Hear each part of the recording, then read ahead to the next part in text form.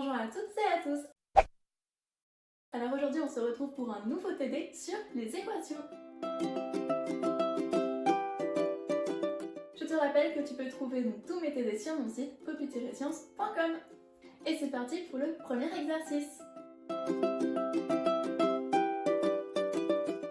Résoudre dans R les équations suivantes. Première équation, 3x plus 4 égale 5. Pour résoudre l'équation, il nous faut d'abord mettre tous les x d'un côté, donc sur le membre de gauche, et tous les nombres sans x de l'autre côté, donc sur le membre de droite. Ici, nous voulons enlever plus 4 du membre de gauche, il nous faut donc enlever 4. Nous allons donc faire moins 4 sur le membre de gauche et sur le membre de droite pour maintenir l'égalité. On se retrouve donc avec un moins 4 sur le membre de droite. Nous avons donc 3x égale 5 moins 4, 5 moins 4 qui nous donne 1. On a alors 3x égale 1, ici c'est le 3 que nous voulons faire passer de l'autre côté. Cependant, c'est 3 facteurs de x, il y a bien un signe multiplié entre les deux. Pour enlever un 3 fois quelque chose, il nous faut donc diviser par 3. Nous allons donc diviser par 3 sur le membre de gauche et sur le membre de droite. Au final, il nous reste simplement x égale 1 sur 3. Cette fraction n'est pas simplifiable, la solution de l'équation est donc 1 tiers. C'est parti pour la deuxième équation, 2 égale moins x plus 3.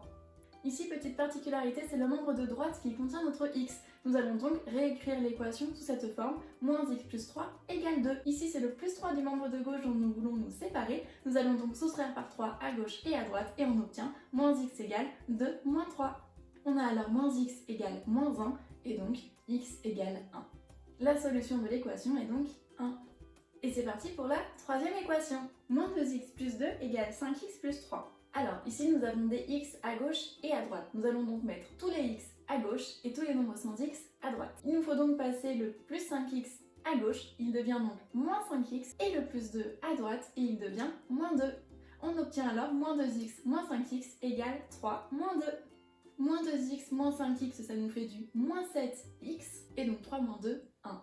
Nous avons donc moins 7x égale 1. Le moins 7 est un facteur, c'est un multiplié. Nous devons donc diviser par moins 7 pour pouvoir l'enlever et on obtient x égale moins 1 sur 7.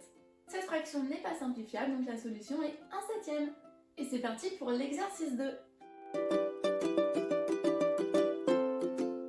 Il nous faut résoudre, si possible, dans R les équations suivantes.